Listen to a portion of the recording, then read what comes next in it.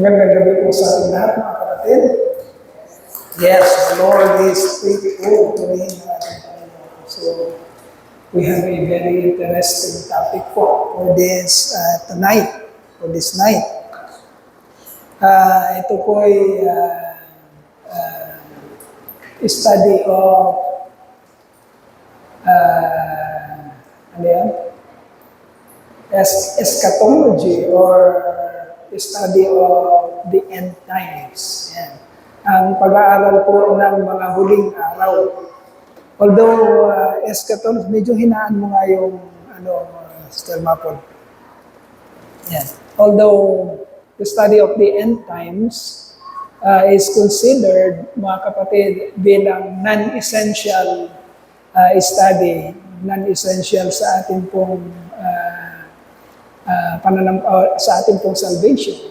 Ibig sabihin, ang pag-aaral ng eschatology, dahil siya hindi pa nangyayari, hindi pa nagaganap, iba't iba po ang nagiging pananaw o posisyon ng mga mananampalataya patungkol sa kung ano ba yung ini-expect nating darating. So, ang ilang mga pag-aaral na yun ay babanggitin po natin ngayon. Kaya siya non-essential, mga kapatid, kasi hindi pa natin ito mapapatunayan hanggang dumating yung pagkakataon na mangyari nga kung ano po yung nakasaad dito po sa aklat ng teksto po natin ay Revelation. Apocalypse, pahayag, o Revelation sa English. So, nagsimula po kasi tayo ang ating aralin. Nagsimula ang ating aralin mula doon sa kasalanan, yung originator ng kasalanan, which is Lucifer. And then, last Friday, napag-aralan naman natin, anong dinulot ng kasalanan na ito na galing kay Lucifer sa buong sangkatauhan, yung pagbagsak ng buong sangkatauhan dahil sa kasalanang nagmula doon sa isang nilalang ng Diyos, na si Lucifer. At ito pong pag-aaral natin ngayon ay ipapakita ano ang gagawin ng Diyos kay Lucifer, sa kasalanan, sa kamatayan, at sa mga taong na-deceive o nadaya ng kaaway ng Diyos sa pagkakasala. Okay, ito po yung pag-aaral patungkol sa the end of Brother Vidal. Yan. The end of Lucifer, the end of death and sin, and the end of those people whose names were not found in the Lamb's Book of Life. Okay. Ang ilan sa mga mababanggit natin, o pag-aralan po natin ngayon, mga kapatid, ay magbibigay ng konting pagtinag or chill sa ating pong mga puso, sa ating chills to our bones, dahil medyo, mga kapatid, babanggitin natin dito o pag-aaralan natin ang patungkol sa impyerno, patungkol dun sa kahahantungan ng mga taong ayaw makinig. Yan didiinan natin yung kahahantungan ng mga taong ayaw makinig sa salita ng Diyos. Talaga pong may kahahantungan ang mga taong ayaw maniwala at ayaw makinig. So, sit down and listen, my dear brethren. Kasi, hindi po ito nagbibiro. Kung paano totoo pong may langit, kasasapitan ng mga taong nakikinig, naniniwala at sumusunod sa Panginoon, totoo rin pong may impyerno. Tandaan po natin yan. Totoong may impyerno. At seryoso po yun, dahil sa katotohanan na yon, namatay po ang anak ng Diyos. Okay? Yan po ang dahilan bakit ibinigay ng Diyos Ama ang kanyang anak para sa mga taong nakasulat ang kanilang pangalan sa aklat ng buhay. Nais ng ating Diyos na iligtas sa kapahamakan ang mga taong hinirang niya. Okay po? Kaya napakaseryoso po ng aralin patungkol dito. Bagamat ito po ay end times, mga kapatid, hindi po ito tinago sa atin ng Diyos. Seryoso pong usapin to. seryosong pagtalakay. Sapagkat bagamat napaka-pasensyoso ng Diyos, napaka-maawain niya, long-suffering siya, napakahaba ng kanyang pagtitimpi sa atin, isang araw po, darating at darating sa dulo ang pagtitimpi ng Diyos. At yun po ang pag-aaralan natin. Darating ang katapusan ng kasalanan, katapusan ng nag-akda ng kasalanan na si Lucifer, at katapusan ng mga taong ayaw makinig, ayaw maniwala, at ayaw sumunod sa mga salita ng Diyos. Okay, magbibigay po ito ng konting takot sa atin at dapat lang, inuulit ko po, dapat lang po tayong matakot. Huwag nating babaliwalain yung pagkatakot sa Diyos. Okay? Dahil sabi po sa salita ng Diyos, ang pagkatakot sa Diyos ang simula ng karunungan. Kasama po yun. Gagamitin po yun ng Diyos para masimulan po tayo na tumingin sa Kanya, makinig sa Kanya, at maniwala sa Kanya. Okay?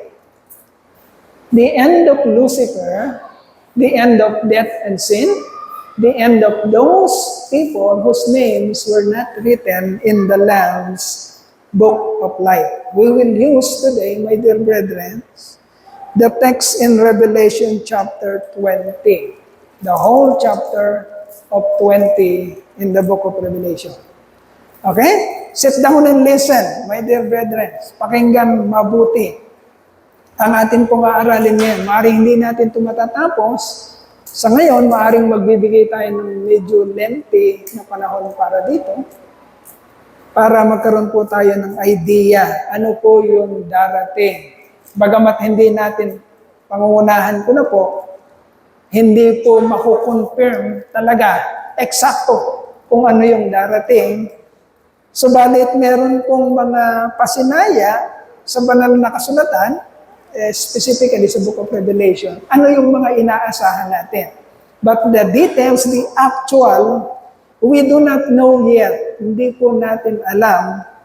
Pero at least meron tayong konting nalalaman patungkol po dito sa study of eschatology or study of the end times. Sinuulit ko po, ito po yung non-essential. Maaring magkakaiba-iba po tayo ng paniniwala patungkol sa eschatology. Hindi po ito makaka-apekto sa ating kaligtasan kung magkakaiba tayo ng paniwala sa eschatology. Okay? Papaliwanag mamaya yung ilang mga posisyon patungkol dito. Okay, basahin po muna natin.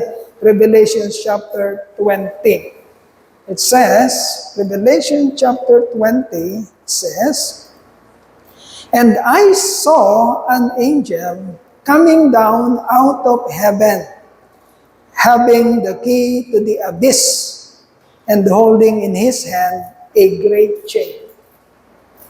He seized the dragon, the ancient serpent, who is the devil, or Satan, and bound him for 1,000 years.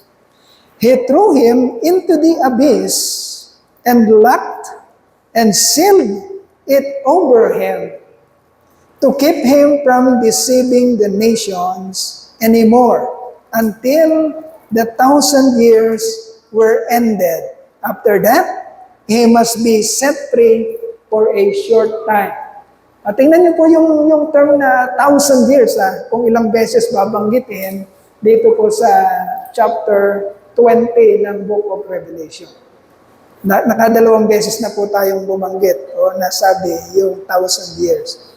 And then, verse 4, "I saw thrones on which were seated those who had been given authority to judge.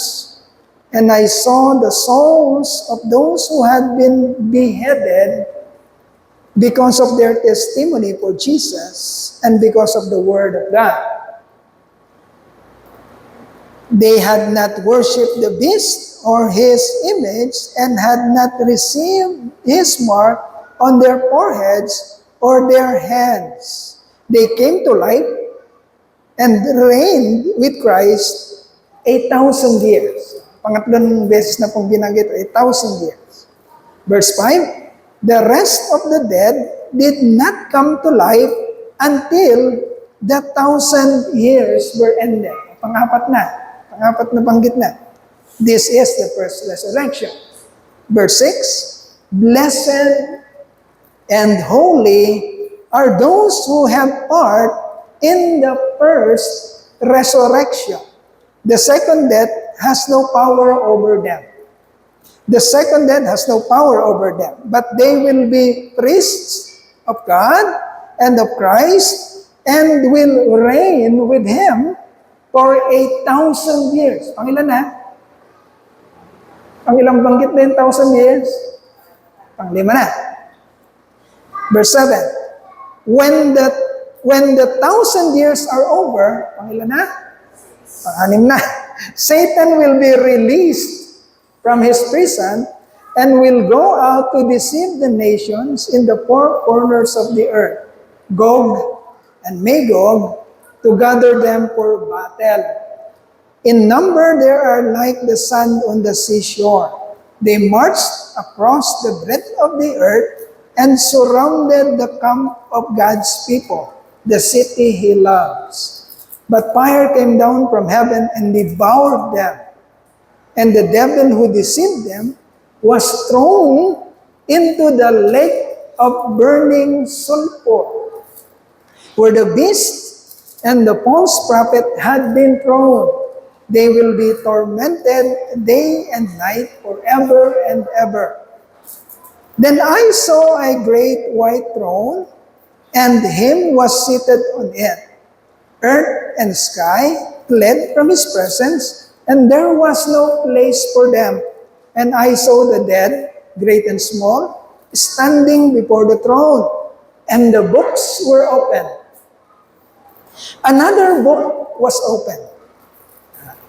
Take note. And the what? Books. Marami. And the books were opened. And another book was opened. Merong isang grupo ng mga books. And then binanggit, merong isang book na binuksan. Books were opened and another book was opened. Okay. May isang book at may isang grupo ng books.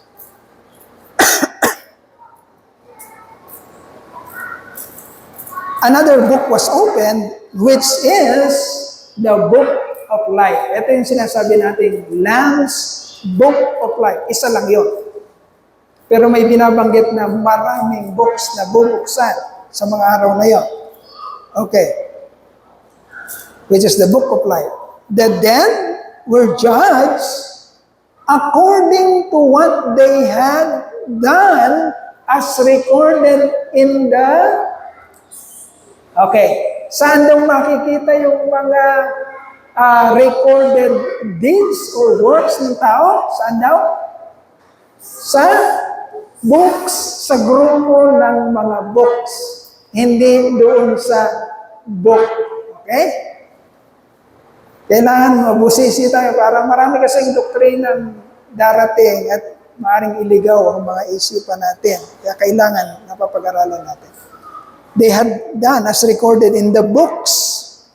The sea gave up the dead that were in it, and death and Hades gave up the dead that were in them, and each person was judged according to what he had done. Each person was judged according to what he has done. Okay? Paano daw sila uhusgahan? Kasi babasahin ang mga ginawa nila na nakasulat saan? Sa mga books. Okay? Ito yung mga taong hindi nakasulat sa book. The Lamb's Book of Life. Nagigets natin, merong judgment para sa mga unbeliever, iba doon sa mga nakasulat sa Aklat ng Buhay. Then death and Hades were thrown into the lake of fire. The lake of fire is the second death. Listen very carefully. Kailangang magets natin to. If anyone's name was not found written in the book of life, he was thrown into the lake of fire. Napaka-importante, mga kapatid, na naintindihan natin. Kung sino man daw na ang pangalan ay hindi makikitang nakasulat sa Aklat ng Buhay, anong gagawin daw sa kanila? Itatapon sila sa lake of fire. Okay. Okay, pwede kayong magkape. Para maging interesting para sa inyo yung pag-aaral. Medyo chilling to, mga kapatid. Pero kailangan maintindihan natin. Para mawala yung mga natin. Yung tipong pag-i-ignore natin, ayaw nating makinig, ayaw nating sumunod, ayaw nating maniwala. Kailangan maintindihan natin ang katotohanan. Okay. So, punta tayo dun sa atin pong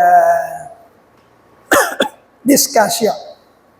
From chapter 20, verses 1 to 3, ito po yung mga katotohanan, o mga truth na nais po nating maunawaan. May nabanggit po dyan, mga kapatid, sa verse 1 na, "And I saw an angel coming down out of heaven, having the key to the abyss." Having the key to the abyss. Ano yung abyss na yun? Okay? Having the key to the abyss, and holding in his hand a great chain. Okay, highly symbolic to mga kapatid. Pero bibigyan natin ng definition, a biblical definition, yung mga term na nais nating maunawaan. Kagaya nung abyss, ano yung abyss? Sabi kasi dito ni Apostle John, nakita niya ang isang anghel coming down from heaven, hawak-hawak ang susi ng abyss. Susi ng abyss. At hawak-hawak din niya sa kanyang kamay ang isang napakalaking tanikala, chain, great chain. Para kanino yung chain? Ano yung abyss? Para kanino yung chain? Okay. Ang biblical meaning po ng abyss, mga kapatid, isa itong lugar. Okay? Ang abyss ay isang lugar. Tawag dito is bottomless pit. Bottomless pit represents the place of the demons and the place of Satan. Nung sila'y hinurl down ng Diyos sa earth. Okay? Ito yung kanilang lugar. Abyss represents the place of the demons and of Satan. Satan is considered the king of the demons. Okay? So sa panahon ngayon, yun ang lugar nila. Wala pa sila sa burning sulfur. Wala pa. Pag-aaralan natin mamaya. Sa ngayon, ang lugar ng mga, pakinggan mabuti, ang lugar ng mga demonyo at ng kanilang hari na si Satan ay doon sa abyss. Or sometimes sinatawag na Abaddon or abyss. Okay? But, sabi dito, darating ang pagkakataon, bagamat yun ang kanilang parang lugar, yung abyss na yon, sabi dito, darating ang pagkakataon na mayroong uutusan ang Diyos na anghel na igagapos sila at ikukulong doon mismo sa kanilang lugar. Sabi dito, having the key to the abyss, verse 2, he seized the dragon, parang hinuli. Sino yung dragon? Ancient serpent or the dragon, sino siya? palagi natin pinag-aaralan. Sino siya? Si Lucifer, Satan, the devil, or the dragon. He seized the dragon, the ancient serpent, who is the devil or Satan, and bound him.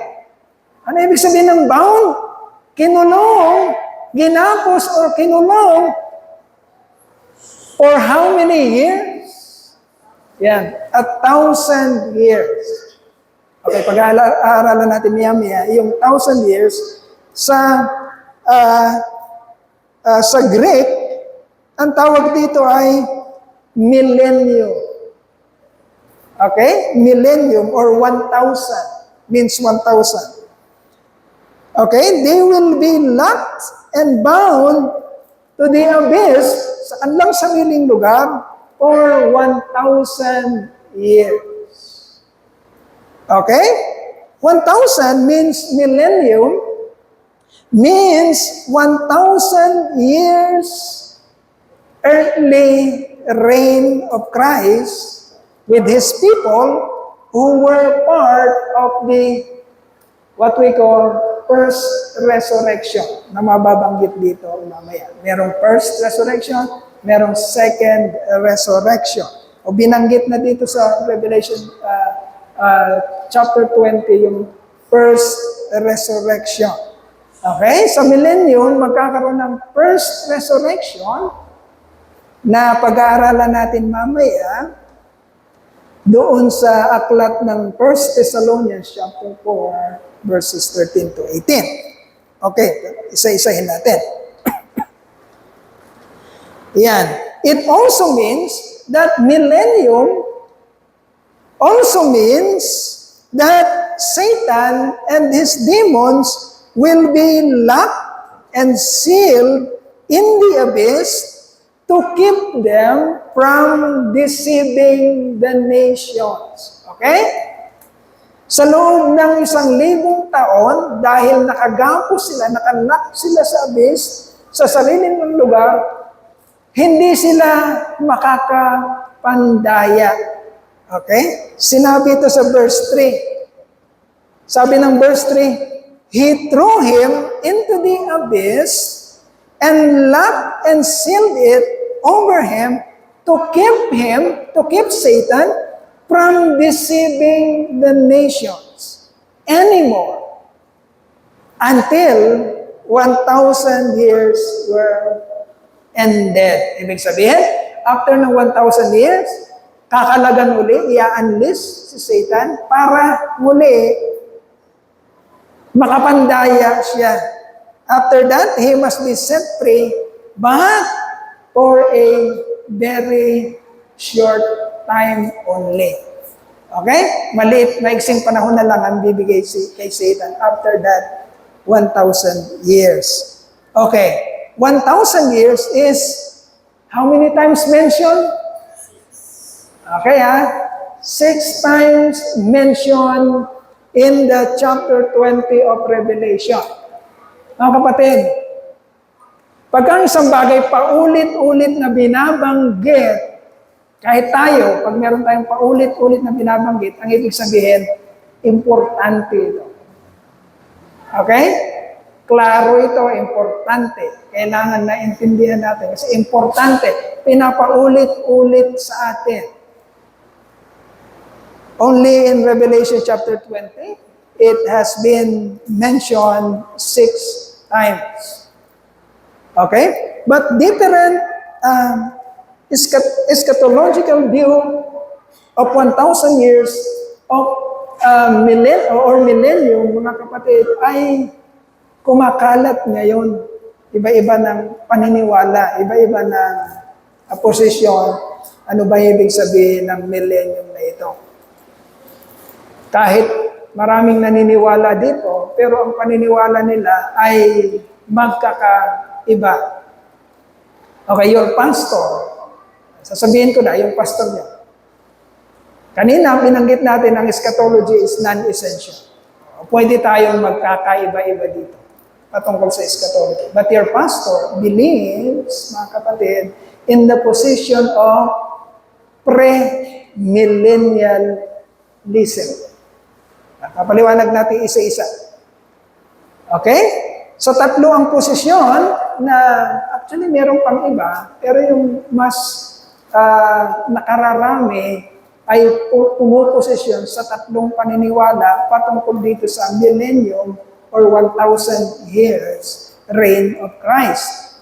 Unahin natin yung unang posisyon, which is post-millennialism. Post-millennialism. When we say post, ang ibig sabihin nito ay after. Okay? After. Post-millennialism. Itong paniniwala na ito ay after. Ang pagdating ng Panginoong Jesucristo, darating siya pagkatapos ng 1,000 years. Listen very carefully. Post-millennialism looks for a literal 1,000-year period of peace on earth, kapayapaan sa mundo, ushered in by the church. Okay, darating, sabi ng post-millennialism, darating ang kapayapaan, kapayapaan talagang halos total na kapayapaan sa ating mundo. Magsisimula ito sisimulan ito ng church, and then tatagal ito ng 1,000 years. Mga bata, makinig para hindi ma-disturb ang inyong mga magulang. Okay? Tatagal ito ng 1,000 years, sabi doon. At the end of the 1,000 years, Satan will be unleashed once more, but then Christ will return to defeat him, and Christ will reign forever. So Christ's second coming will not occur until the end of 1,000 years. Ayun yung post-millennialism. O marami pang paliwanag tungkol doon, pero ini-highlight lang natin yung pinaka-key belief ng post-millennialism. Pwede pang pag-aralan na mas malalim, pero hindi na natin pag-aralan dito sa church. Kung gusto niyo na lang mag-isa kayo, pag-aralan niyo yung patungkol dito. Sinasabi lang natin yung pinaka-key na paniniwala patungkol sa bawat isang posisyon. Okay? So, maliwanag. Post-millennialism, ang ibig sabihin nito, darating si Kristo pagkatapos ng 1,000 taon na kapayapaan sa mundo. Yan ang post-millennialism. Okay? And then, number 2, amil or amillennialism. Pag sinabi mong it means no or none.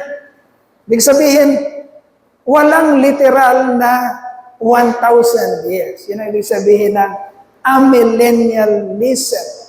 No literal 1,000 years. It views the 1,000-year period to be symbolic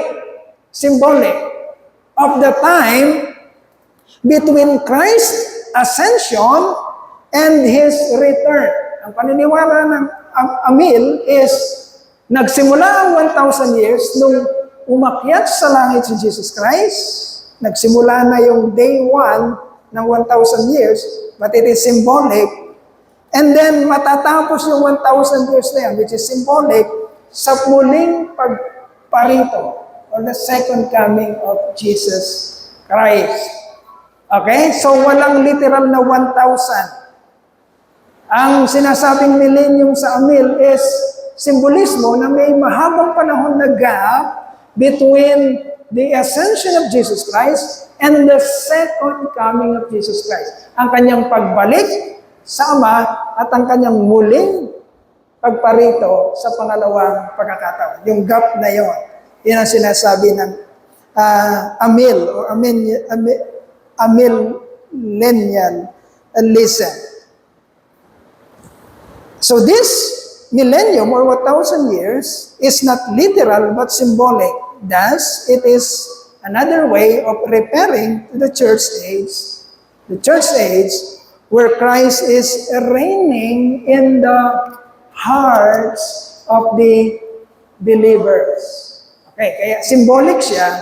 Kaya ang paghahari ng ating Panginoon sa Kristo ay hindi naman literal na nandito siyang naghahari, present sa earth, kundi naghahari siya sa ating mga puso. Okay? Yan ang posisyon ng Amil. Reigning in the hearts of the believers in the church. This period, yung posisyon ng Amil, this period, the symbolic 1,000 years, will end with the second coming of our Lord Jesus Christ. Okay? Naintindihan niyo yung Amil?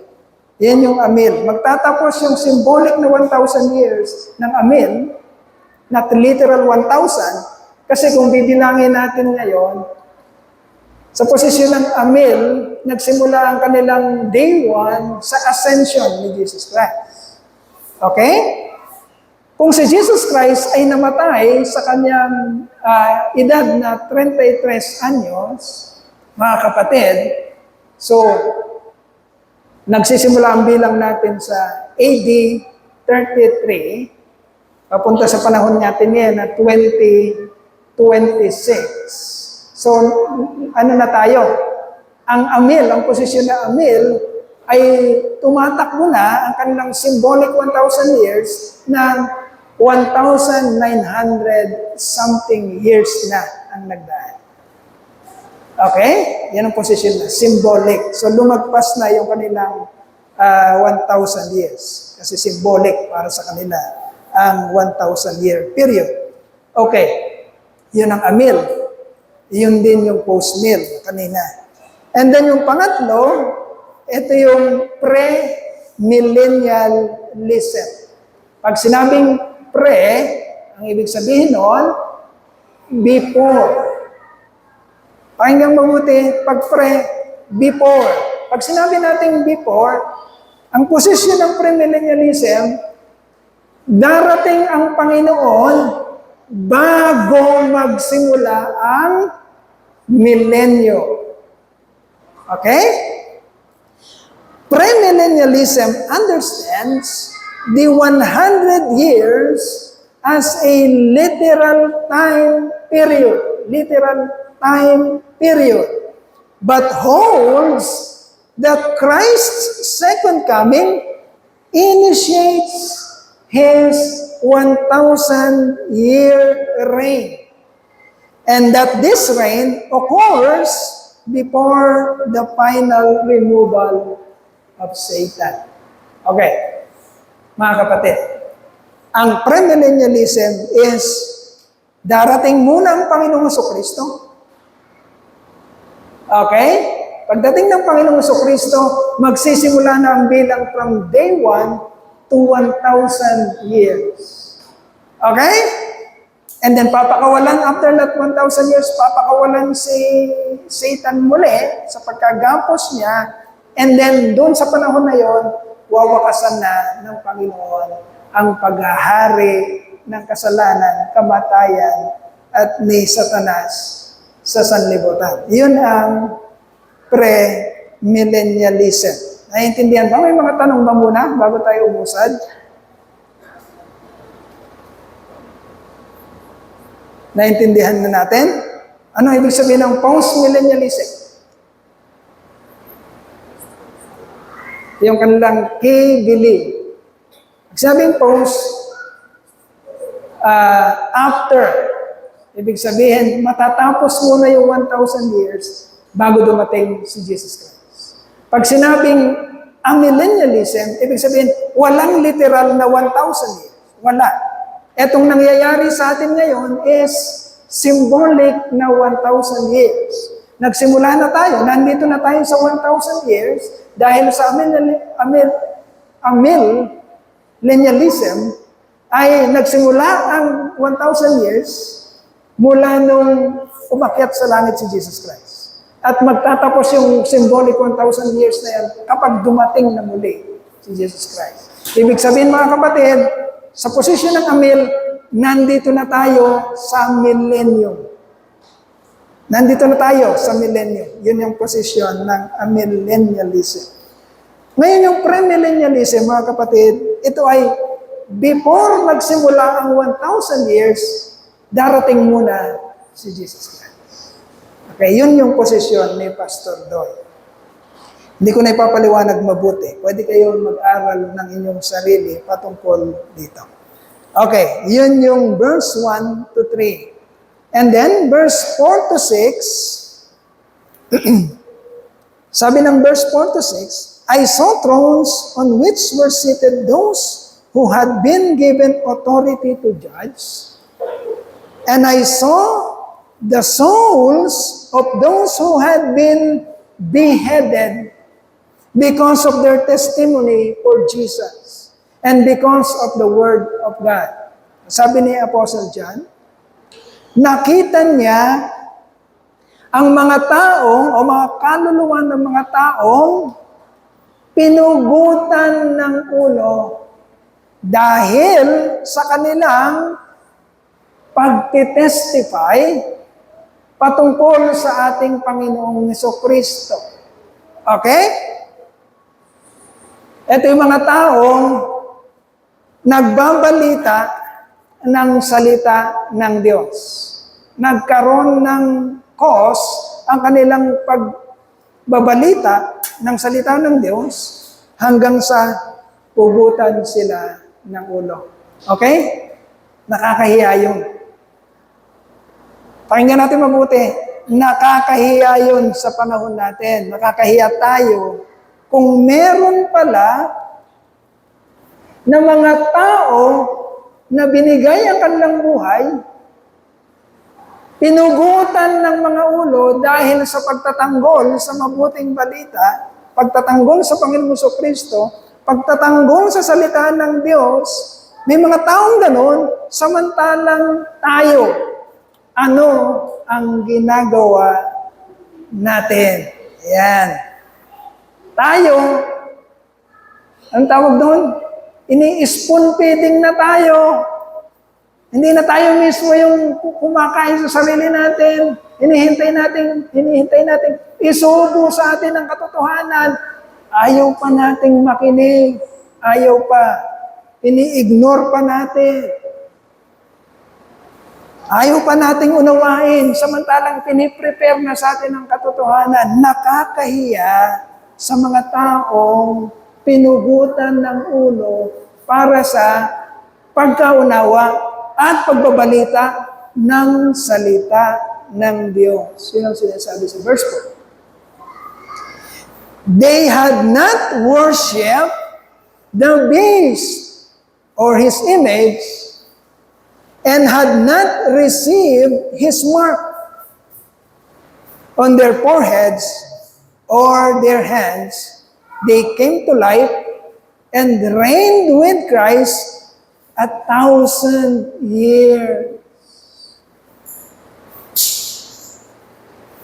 Ito yung mga taong bubuhayin ng Panginoon sa first resurrection sa pagbabalik niya. Okay? Ito yung mga tao, malinaw na sinasabi na pagdating ng Panginoon, sabi ng pakiano mo ngayon 1 Thessalonians, chapter 4. Ayan. Ito yung mga tao na yon. Sabi dito, pakinggan mabuti. Brothers, we do not want you to be ignorant about those who fall asleep or to grieve like the rest of men who have no hope. We believe that Jesus died and rose again.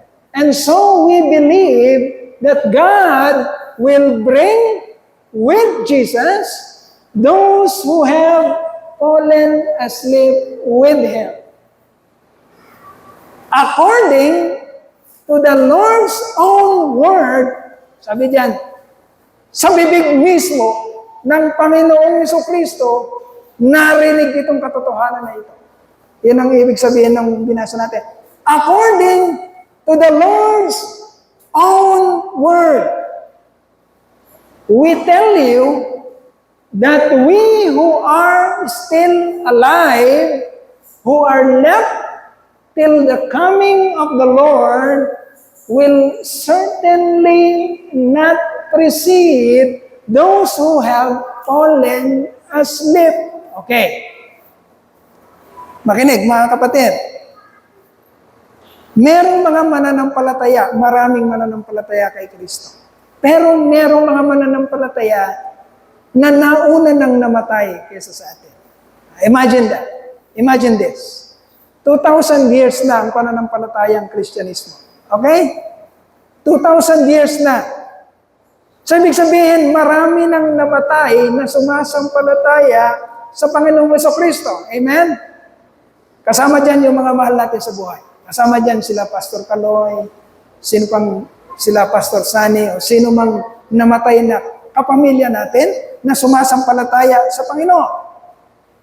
Sabi dyan, pagdating ng Panginoong Jesucristo, hindi natin sila mauunahan.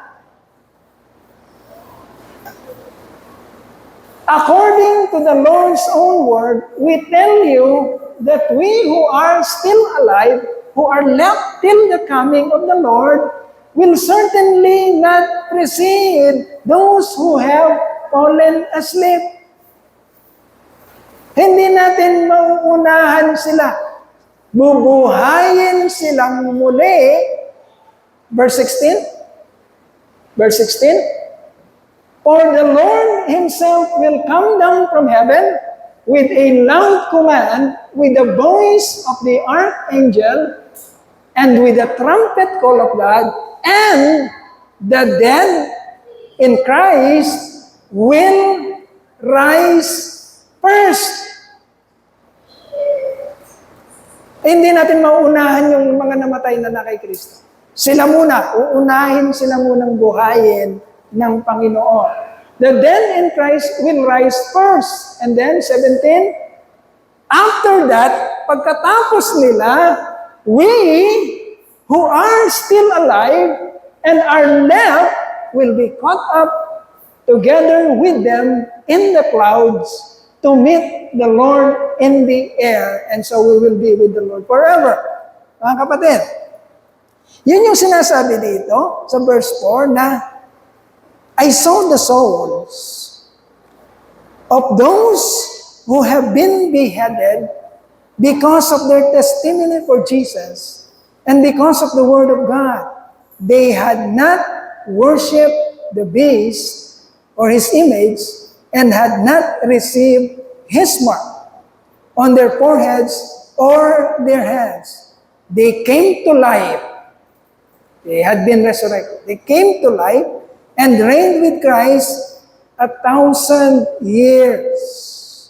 Verse 5. Verse 5. The rest of the dead did not come to life until the 1,000 years were ended.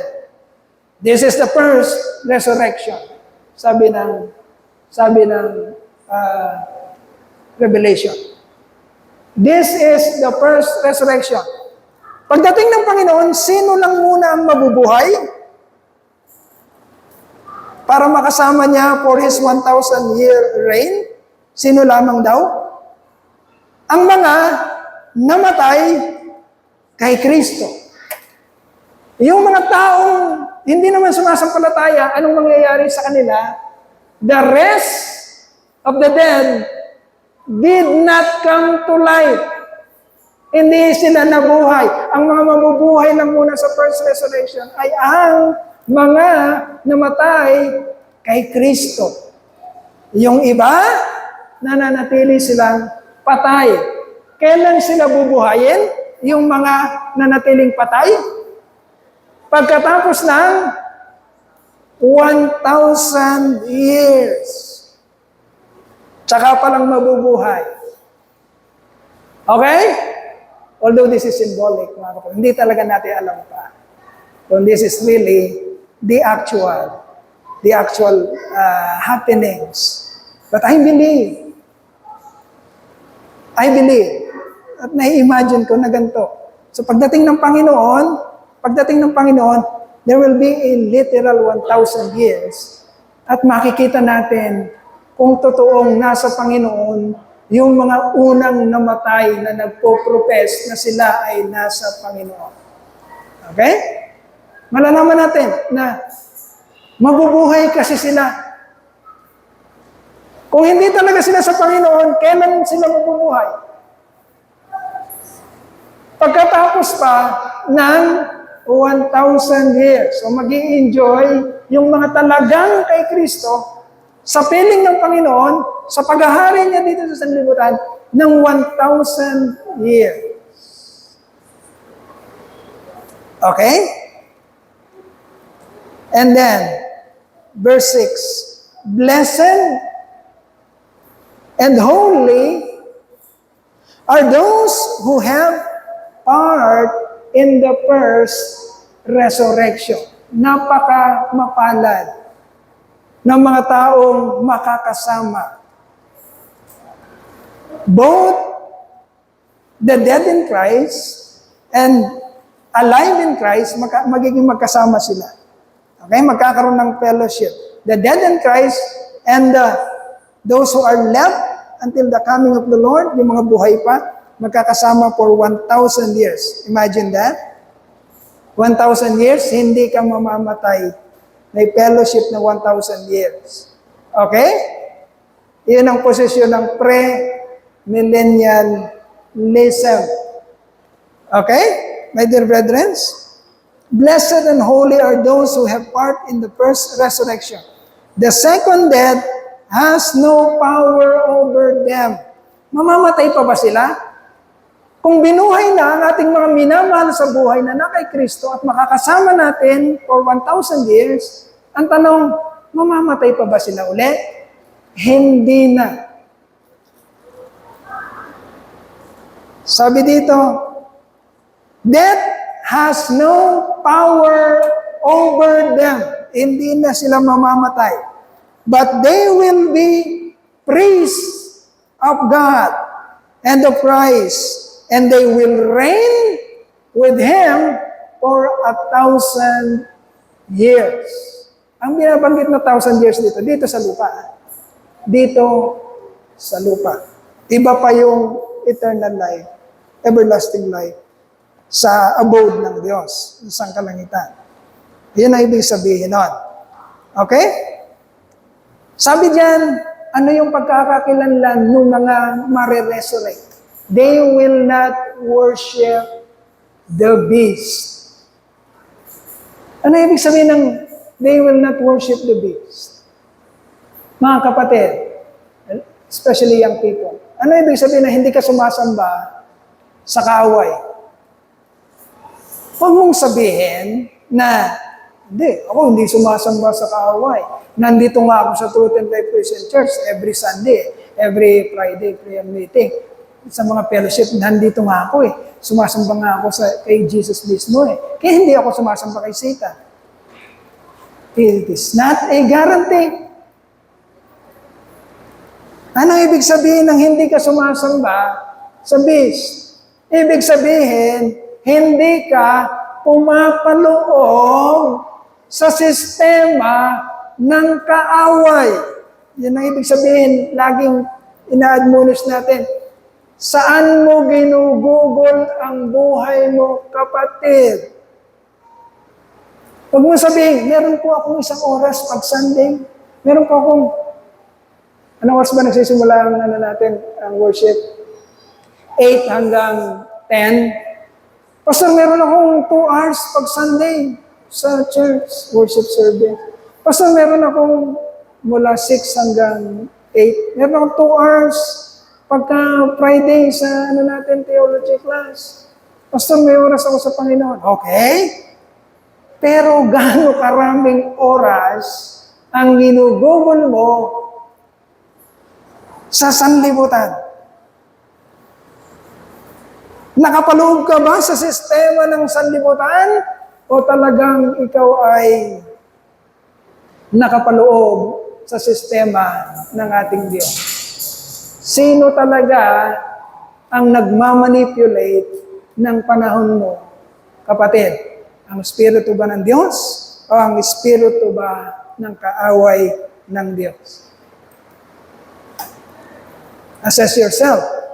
Let us assess ourselves, mga kapatid. Saan talaga natin ginugugol? Are we really worshiping God? Or are we worshiping the beast? Okay. Babasahin ko sana yung Revelation chapter 13 patungkol sa the beast. Sabi, ang pagkakakilanlan ng beast na ito, mga kapatid, ilagay mo nga, Revelation chapter 13 verse 18. 18 na lang, yung 18. Revelation chapter 13 verse 18. Ayan. Sabi diyan, this calls for wisdom. If anyone has insight, let him calculate the number of the beast. For it is man's number. His number is 666. O baka napapanood nyo lang sa TV yung number na 666. Hindi po, nakasulat po yan sa Bible. Yan po yung number ng kaaway ng Diyos, ng alagad ni Satan. Hindi yan si Satan, ha? Si Satan, siya yung dragon. Pag nabasa yung dragon sa Bible, pertaining to Satan. Pag nabasa niyo yung beast, false prophet, Antichrist, ito yung mga taong under ng deception ni Satan. Under ng deception ng dragon. Okay? So itong beast, tao to. Ngayon, for 1,000 years, mga kapatid, marami nang nag-calculate ng number na yan. At marami nang naglagay ng 666 sa mga pangalan ng mga nabuhay na tao dito sa mundo. Wala pang nakakatumpak kung sino. Huwag mo na rin masyado. Huwag mo na rin masyado aksayahin ang panahon mo na magaling ako, pinakamatalino ako sa lahat, kukumputin ko yung 666 para malaman ko kung sino yung talagang beast. Marami nang pumalpak dyan. Marami na rin nagkabit ng 666 sa mga pangalan ng mga tao. Okay? Nandiyan si Emperor Nero, kinabit na yan kay Constantine, kinabit na yung 666 sa mga pare, sa mga papa sa Roma, kinabit na yan kaila Hitler, kinabit na yan sa kung sino mang nabuhay ng mga ruler ng mundo. Pero wala pang tumutumpak, mga kapatid. Hindi pa talaga nalalaman kung sino yung beast na yan. Ang ibig lang sabihin, mga kapatid, merong iiral na kapangyarihan, may iiral na sistemang ayon sa kagustuhan ng kalaban ng Diyos, hindi sa kagustuhan ng Diyos. At maraming tao ang maaakit at madideceive sa sistemang ito. At yung mga taong nandun sa sistema na yon, pakinggang mabuti, ay siguradong makakasama ni Satanas sa apoy ng impyerno. Okay? Pag nakapaloob ka sa sistema na yon. Kaya ito isang tip. Pag usong-uso sa lahat, huwag kang makiuso. Lalo na ang mga taong nakikita mo sa usong-uso na yon ay mga makasanlibutan. Tandaan mo yan, pag usong-uso sa mundo, huwag kang makiuso. Huwag mong gayahin kung ano yung ginagawa nila. Nakakatakot. Baka ikaw ay pumapasok na sa sistema ng kaaway. So, ang mga taong mariresurrect at mabibigyan ng pagkakataon na makasama ang ating Panginoong Jesucristo sa kanyang paghahari sa lupa for 1,000 years, ito yung mga taong hindi sumamba sa halimaw o sa beast na sinasabi ng Revelation chapter 13 verses 14 to 18. Yung first resurrection, napaliwanag na natin.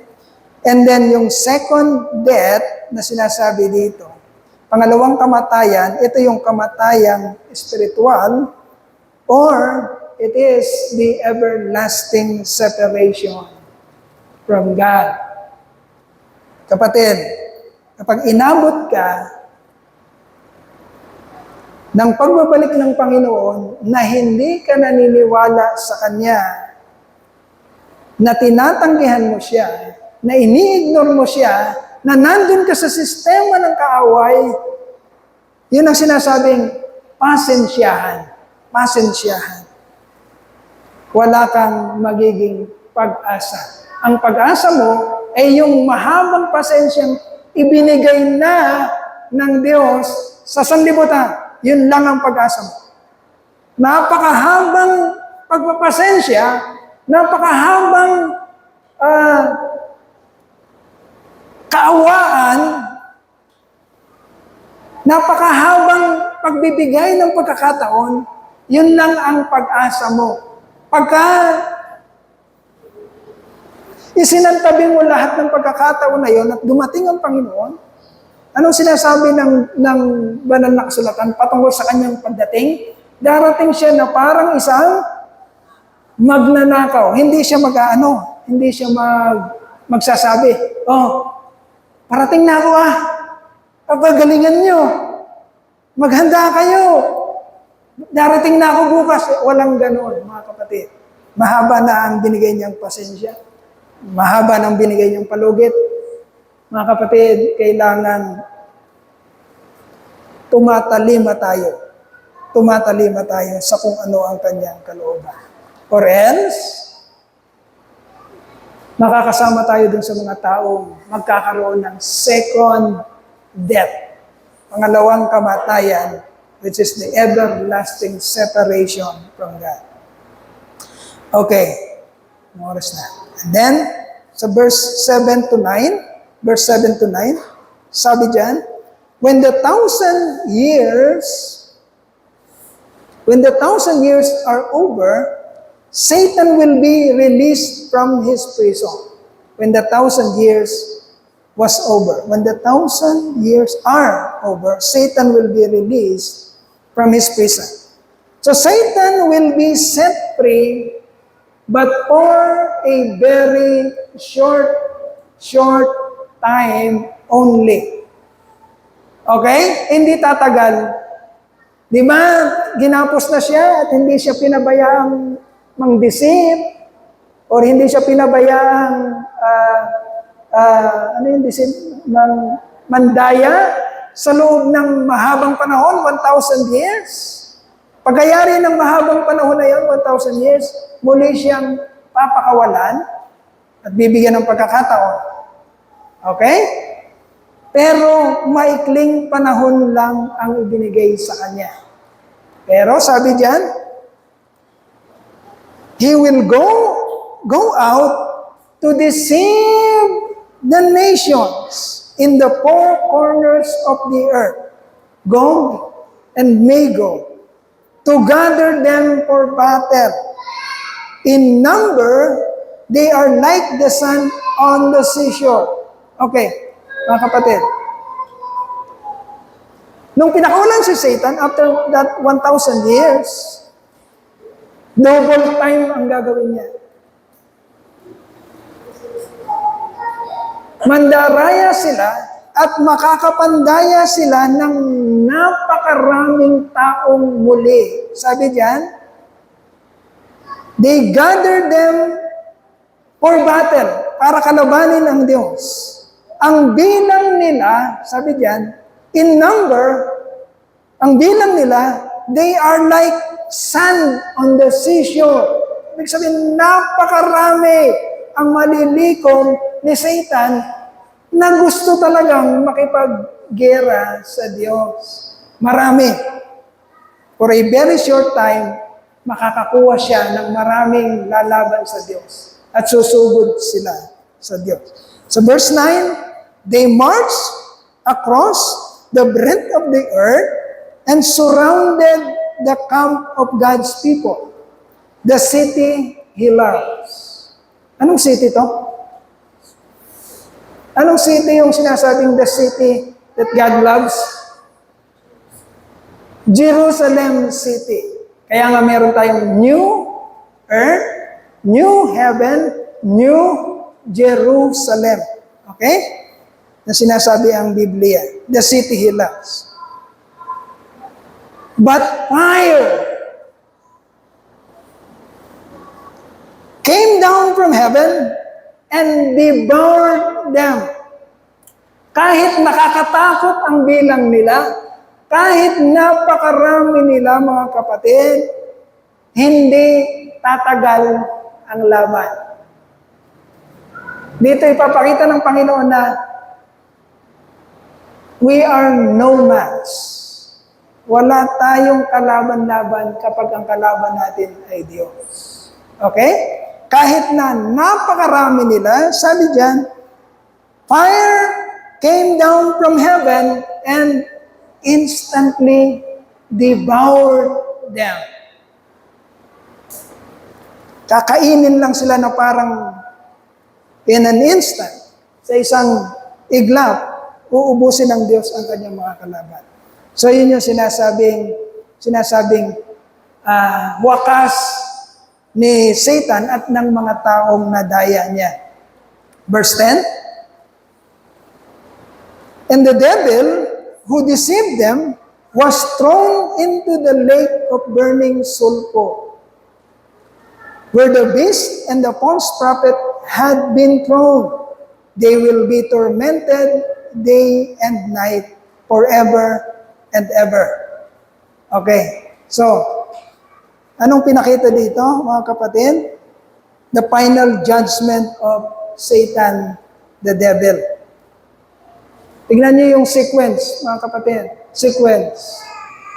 Ang unang madadala sa burning sulfur or lake of fire, ang unang madadala ay yung beast na tinatawag nating Antichrist, and then the false prophets. Yun yung unang madadala sa burning sulfur. Dahil sabi diyan sa 10, sa verse 10, and the devil who deceived them was thrown into the lake of burning sulfur, where the beast and the false prophet had been thrown. Nadala na doon yung beast at yung false prophet, and then afterward, dadalhin naman si Satan doon at ang kanyang mga cohorts, ang mga demonyo. They will be tormented day and night forever and ever. Okay, sino ang hari ng lake of fire, ng burning sulfur? Sinong hari doon? Si Jesus pa rin. Siya pa rin ang hari doon. Yung pinapakita sa TV o sa mga pelikula na merong sungay na mahaba, merong mapupulang labi, may mga pangil, at maitim, at merong buntot, at may kapa na may hawak ng trident, na tumatawa, wahaha, na nandun sa impyerno, walang ganon. Okay? Anong mangyayari kay Satan doon? Sabi dito sa verse 10, they will be tormented. They will be tormented day and night forever and ever. Kung anong mangyayari sa mga tao na na-deceive ng diablo, kung anong mangyayari sa beast at sa false prophet, kung anong mangyayari sa mga demonyong kasama ni Lucifer, ganun din ang mararanasan ni Lucifer. They will be tormented day and night. Hindi sila hahalakak doon. Hindi hari si Satan doon. Siya ay ito-torment. Ano yung torment sa Tagalog? Paparusahan.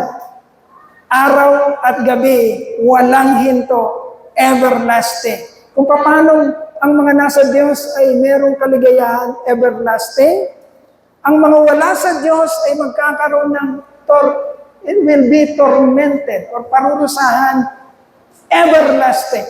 Wala nang bawian, wala nang sulian.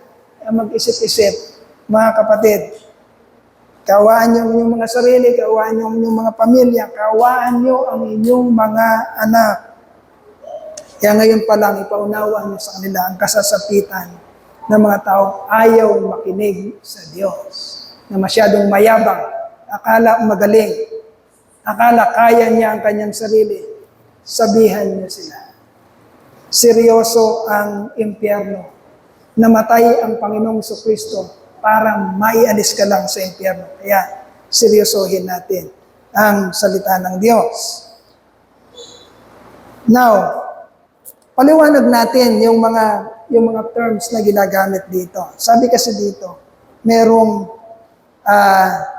Hades, merong Hell, merong Gehenna, merong Abaddon, merong Abyss, merong burning lake of burning sulfur.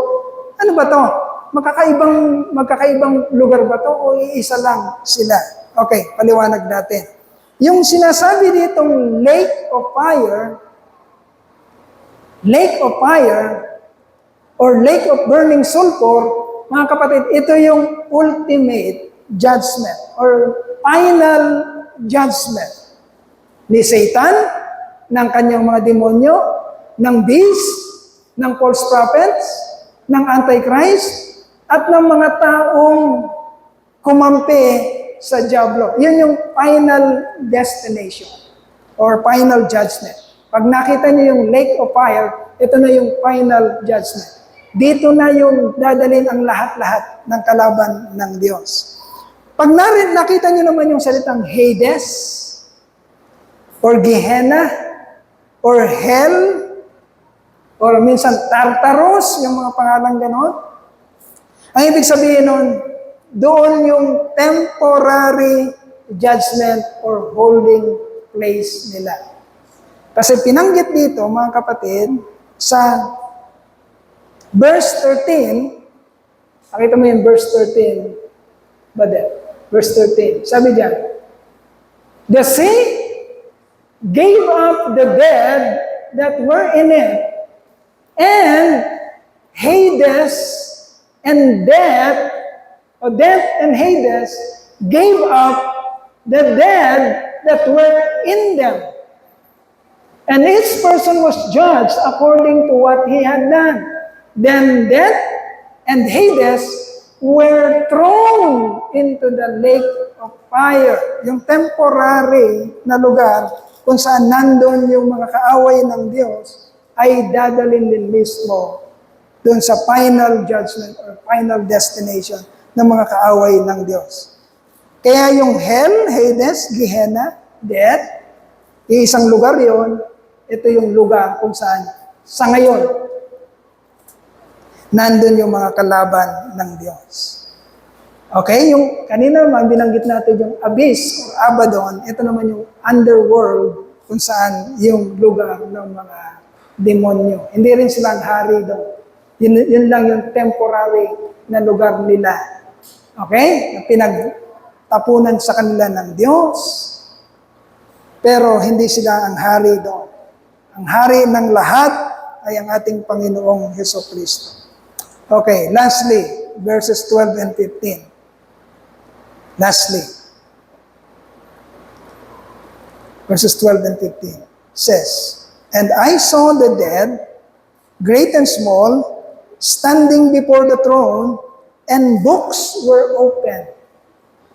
Another book was opened, which is the book of life. The dead were judged according to what they had done as recorded in the books.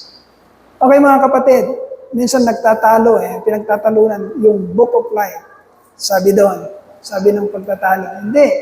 Sa book of life, doon nakalista yung mga yung mga deeds natin, mga works natin.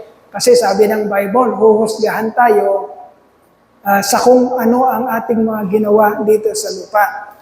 Okay? Pero anong sinasabi dito sa pinag-aaralan natin? Merong dalawang grupo. Hindi grupo yung isa, singular lang siya.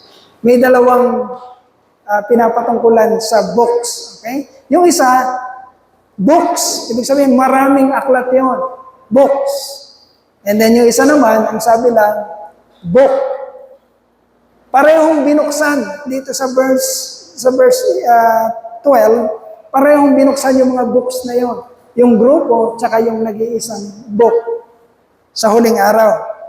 Okay? Doon sa books, doon nakasulat ang lahat ng ginawa ng tao. Okay? Mabuti, masama, doon nakasulat.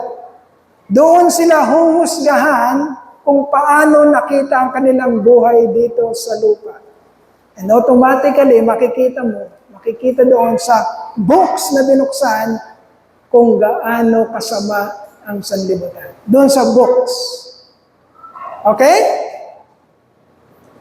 Kapag ang pangalan mo ay hindi nakasulat doon sa nag-iisang aklat, makinig mabuti mga kapatid, kung ang pangalan mo hindi nakasulat sa nag-iisang aklat, sabi diyan, the book of life, another book was opened, which is the book of life. Ibig sabihin, huhusgahan ka saan? Sa pamamagitan ng kung anong nakasulat sa mga aklat. Ang mga nakasulat doon ay yung masamang buhay na nakita sa iyo. Buhay na hindi kasama ng ating Panginoong Jesucristo. Okay? Papatunayan doon sa binuksang mga aklat na hindi ka karapat-dapat mag-ani ng buhay na walang hanggan. Mapapatunayan sapagkat i-account kung ano ang klase ng buhay mo. Okay? Yan yung ibig sabihin ng merong due process. Bubuksan ng aklat ng ang mga aklat kung saan nakasulat yung buhay mo doon. At mapapatunayan na talagang papunta ka sa impyerno. But the book of life, mga kapatid, ito mahabang pinag-aralan natin ito ng mahaba. The Lamb's Book of Life, kung natatandaan niyo. Kapatid, doon sa Lamb's Book of Life, ang mga pangalang nakasulat doon ay sagot or sinagot ng sakripisyo ng dugo at ng buhay ng ating Panginoong Jesucristo. Okay? Papakita rin doon kung paanong unti-unting binago ng Diyos ang mga buhay ng kanyang mga hinirang nung sila'y nabubuhay pa dito sa lupa. Example na patotoo, mga kapatid, ay yung nabanggit dito sa mga binuhay ng Panginoon. Anong klaseng buhay meron sila? Paninindigan sa patotoo, sa pagpapatotoo ng ating Panginoon, paninindigan sa pananampalataya ayon sa salita ng Diyos na naging dahilan kung bakit sila pinatay at pinugutan ng mga ulo. Okay? Yan ang pagkakaiba ng dalawa. Ang nais nating malaman, mga kapatid, maunawaan at masiguro sa ating mga sarili habang ina-assess natin ang buhay natin is, nangyayari ba sa atin ang mga pagkakakilanlan ng mga taong ang kanilang pangalan ay nakasulat sa aklat ng buhay? Young people, tingnan mo ang buhay mo. Saan naninindigan ang buhay na yan? Naninindigan ba yan sa patotoo ng Panginoong Jesucristo? At sa paninindigan sa kanyang kalooban ayon sa kanyang mga salita? O nahahatak yan, unti-unting nahahatak, napapariwara, bagamat sinasabi mo na ikaw ay Kristiyano, pero ang malaking parte ng buhay mo ay nakahatak na sa sistema ng kaaway. It is high time for us, my dear brothers, especially young people, to assess our lives if yung mga identities, yung mga pagkakakilanlan ng mga taong iniligtas ng Diyos ay nagmamanifest sa ating buhay. Nangyayari ba sa atin? Naninindigan ba tayo Nakakamukha ba tayo sa pagsasakripisyo ng ating Panginoon sa Kristo? Because anong tawag doon? Napakalinaw, mga kapatid, kung ano ang nangyari sa mga taong naninindigan sa Panginoon. Pumayag sila at hindi nagpasakop sa dyablo kahit na pugutan sila ng ulo. And I saw the souls of those who had been beheaded because of their testimony for Jesus and because of the Word of God. They had not worshipped the beast or his image and had not received his mark on their foreheads or on their hands. They came to life and they reigned with Christ 1,000 years. Even though this is symbolic, my dear brethren, because this is the study of the end times, or eschatology. Ang sabi ng Revelation chapter 1, verses 1 to 3, Revelation chapter 1, verses 1 to 3, even though this is highly symbolic, mga kapatid, bago simulan ang Book of Revelation, ito yung admonishment ni Apostol Juan sa mga babasa ng Revelation. The revelation of Jesus Christ, which God gave him to show his servants what must soon take place, he made it known by sending his angel to his servant John, who testifies to everything he saw, that is the Word of God and the testimony of Jesus Christ. Blessed is the one who reads the words of this prophecy, and blessed are those who hear it and take to heart what is written in it, because the time is near. Okay? Although 1,000 years, maisip natin, siguro, tagal pa naman, 1,000 years sa Panginoon, isang araw sa Kanya, 1,000 years sa atin, tagal pa yun. Baka hindi pa siya darating, baka pwede pa akong maglamierda, pwede hindi pa ako magseryoso sa pag-aaral, sa pagbabasa ng salita ng Diyos. Tandaan mo, kapatid, hindi ka naman nabubuhay ng 1,000 taon. Yung earthly life natin. Hindi yung millennium, yung earthly life. Tandaan mo to, nabubuhay ka lang sa mga lalaki 60 years, sa mga babae 70, 80 sa panahon natin. Ganun lang kaiksi ang buhay. Huwag mong hintayin pagbabalik ng Panginoon. Mauutas ka at the span of 0 to 60, or 0 to 70, or 0 to 80. Ganun lang kaiksi.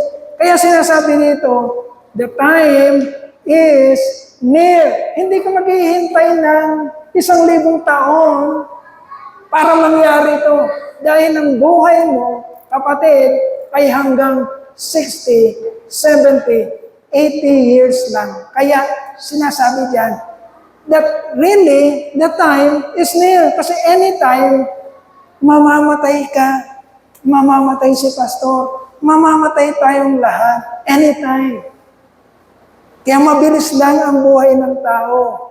Yun lang yung panahon na binigay sa iyo ng Panginoon para unawain mo siya, kilalanin mo siya, tanggapin mo siya, pakinggan mo siya, sundin mo siya. Hindi ka na kailangan mag-spend ng 1,000 years. Kundi sa maikling panahon, because the time is really near for our lifetime. Sa ating buhay, mga kapatid. And so it is high time for us, my dear brethren. Huwag natin sasaksak yung pandaraya ng kaaway sa ating isipan na, hindi, matagal pa yan. Hindi ko pa siseryosohin. Mag-spend muna ako ng time para sa aking sarili. Hindi, alayan, hindi naman ganyan katotoo yung mga pinagsasabi ni Pastor Boy. No, sabi dito mga kapatid, blessed is the one who reads the words of this prophecy, and blessed are those who hear it and take to heart. Mapalad ang naririnig to at talagang gustong tumimo ang mga narinig sa kanilang puso. Bakit? Kasi may pagkakataon silang makapaghanda kung darating man ang wakas. Either pagdating ng Panginoon or magtapos ang buhay mo, kapatid. Alin sa dalawa? Alin ang mauna? Matapos ang buhay mo o dumating ang Panginoon? Mabilis lang yun, pareho. Sapagkat ang mga taong namatay, they are in deep sleep. Okay? Yung nasa Panginoon. Yung nasa Panginoon. Wala silang kamalayan. They are in deep sleep. Ibig sabihin, nung panahong namatay siya, wala siyang hinihintay. Pag na-resurrect siya, parang kahapon lang siya namatay. Ganun lang yun kabilis. Hindi siya naghihintay, hindi siya naiinip. Tagal naman, kailan ba ako gigising? Walang ganon. Deep sleep, ang sabi ng Bible. Sabi doon, sa Thessalonian kanina, those who are asleep, deep sleep. Hindi sila matatagalan at hindi sila maghihintay. Isang araw, bubuhayin lang silang muli ng Panginoon. Ganun lang kabilis, mga kapatid. And so, tayo na nakakarinig, tayo na may pagkakataong makabasa, makaunawa, seryosohin mo, kapatid. Mapalad ka kung merong church, merong mga manggagawa ng Diyos na binubuliglig ka, na seryosohin mo, pakinggan mo, pag-aralan mo, basahin mo, mapalad ka. Ibig sabihin noon, inihahanda ka ng Panginoon sa kanyang pagbabalik. So, here are the truths that were written in Revelation chapter 20, the whole book of Revelation, my dear brethren. So, titignan natin kung meron pang mga pag-aaral na maidadagdag dito. Kung wala na, didiretso na tayo sa sunod nating aralin. Purihin natin ang ating Panginoon. Pasalamatan natin siya. Hallelujah, hallelujah, hallelujah.